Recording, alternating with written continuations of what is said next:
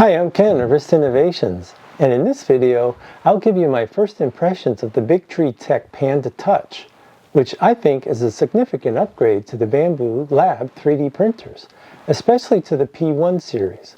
The Panda Touch is a 5-inch touchscreen that allows you to connect wirelessly to your network and up to 10 of all the Bambulab models of 3D printers, including the A1 series, the P series, and the X1 Carbon series. I'll cover the installation, features, and some considerations regarding future compatibility with the Bambu printers. I want to thank BTT for sending me a Panda Touch for my evaluation. So let's get started. Let's see what's inside the box.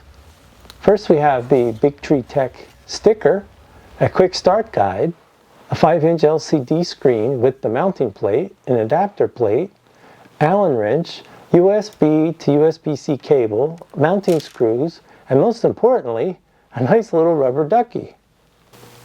The Panda Touch is a 5-inch LCD display that connects with your network at 2.5 gigahertz. On the right side, it has a USB port that allows you to use a full-size flash drive. On the back, there is a switch that allows you to set it to the off position, battery, or a 5-volt DC supply. They also included a connector to allow you to eventually connect a temperature and humidity sensor. It also has magnets that allow it to be attached to the mounting plate to easily remove it. The mounting plate has a connector on the back for a USB-C cable that you can either connect to the P1 series printer, or in my case, simply plug into a USB power source so that I can keep it on my desk to monitor my printers remotely. If you want to use the Panda Touch on the battery mode, it has a 30-minute life before you'll need to recharge it. The price of the Panda Touch is $59 in a pre-order status, with BTT planning to ship units during March of 2024. BTT has a nice online installation manual, and the link is in the description below.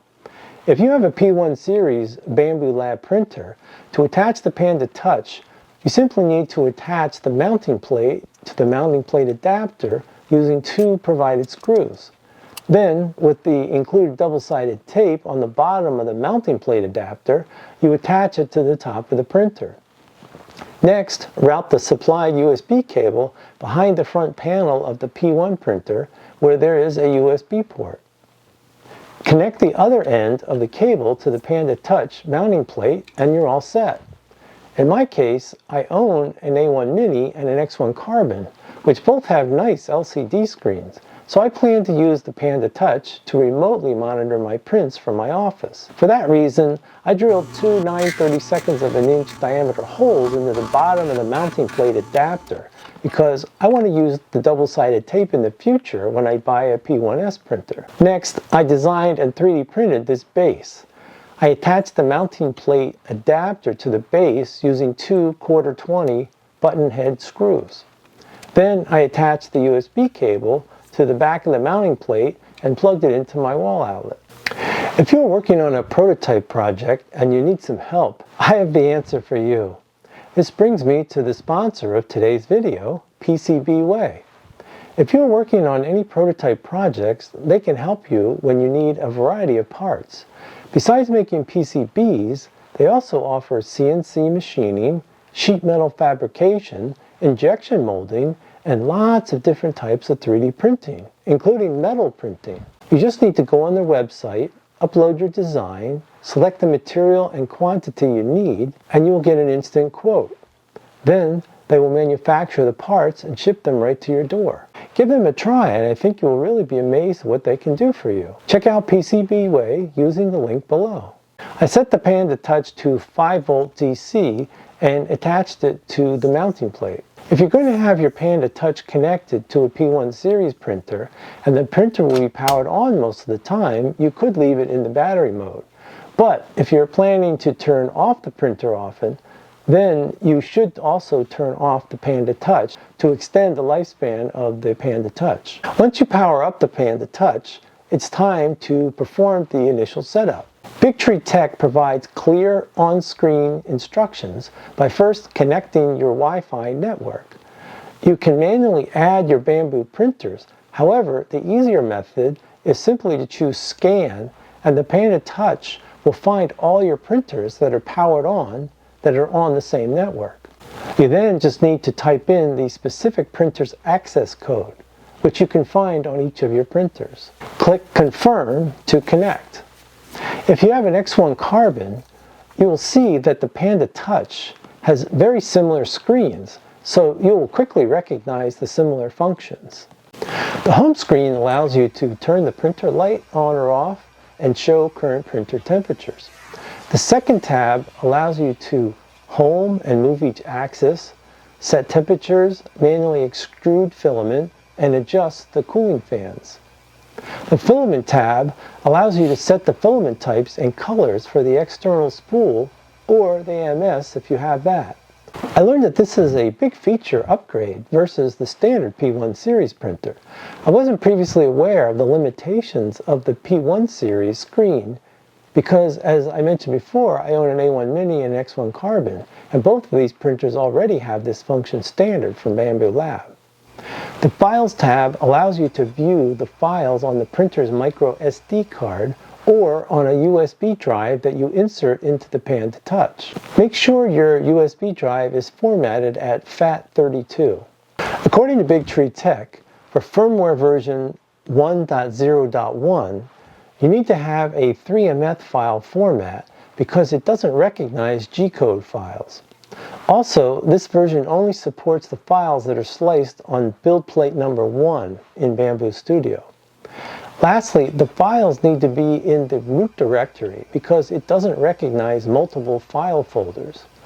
Currently, there aren't any thumbnails, which I do miss versus my A1 Mini or X1 Carbon. The Setting tab has some miscellaneous function, including the firmware revision. The last tab is the multiple printer mode, where you can add up to a total of 10 Bambulab printers. As I mentioned before, you can control the A1 series, the P series, and the X1 printers. You can print your file to one or more printers. However, they need to be the same model printer and the type of filament for what that file was sliced for. You have 4 modes that you can classify each printer: master, slave, sync, and disconnected. The printer that is set to master is the one that the Bambu Touch is controlling. So that's the only one that you can change the various settings of the printer. You can change which printer is the master by clicking on the narrow bar on the screen. The software will ask you to confirm that you are switching which printer you want to be the master. You can't have more than one printer be the master at a time. Any printer that's set up as slave will duplicate what the master printer is doing. This could be useful, particularly in a print farm where you could have multiple printers printing identical parts all at the same time. The next mode is sync, which is an independent printer that does not follow instructions sent to the master or slave printers. The last mode is disconnected, so no instructions from the Panda Touch will be sent to that printer. One thing that is missing is the ability to create groups of similar printers so that you could have multiple masters and slaves. Big Tree Tech is working on this feature on a future firmware upgrade. Overall, the Panda Touch is very similar to the LCD screen on the X1 Carbon, and it gives you control of the AMS filaments, which I didn't realize wasn't possible with the P1 series standard screens. Another nice upgrade would be if Big Tree Tech could add thumbnails to the files so it's easier to recognize that you have chosen the correct file. One thing I highly recommend is that you watch the announcement Big Tree Tech made regarding the future compatibility of the Bambu Touch with the Bambu printers. A link is in the description below. The Panda Touch communicates to the Bambulab printers via the wireless MQTT technology. At the making of this video, February of 2024, Big Tree Tech has developed their firmware to be compatible with the following firmware versions of the Bambulab printers. If Bambulab launches a new firmware version, the Panda Touch may not be compatible with the new firmware, although Big Tree Tech plans to update their firmware so the Panda Touch works with the latest Bambulab firmware. Also, Bambulab is considering encrypting communication with their printers, which means that the Panda Touch may not be compatible with the Bambu printers in the future. The good news is that Big Tree Tech is talking with Bambulab, and Big Tree Tech is hopeful that Bambulab will authorize Big Tree Tech to have access to the Bambulab communications if Bambulab decides to encrypt their communications. Big Tree Tech is also working on a similar product to the Panda Touch called Clipper Touch, which will control multiple Clipper printers. It is likely that the same hardware will be used, and the only difference will be the firmware. You could flash the Clipper Touch firmware onto the Panda Touch if the Panda Touch becomes no longer able to work with the Bambulab printers. The key is to make your decision whether to buy the Panda Touch based on the above future unknowns, so that you aren't surprised in the future with the possible lack of compatibility with the Bambulab printers. If you found this video useful, I would really appreciate it if you consider subscribing. My next video will be how to improve 3D print quality, and when that's ready, that link will be here.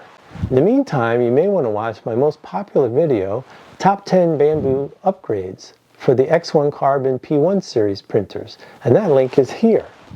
Thanks for watching. Bye!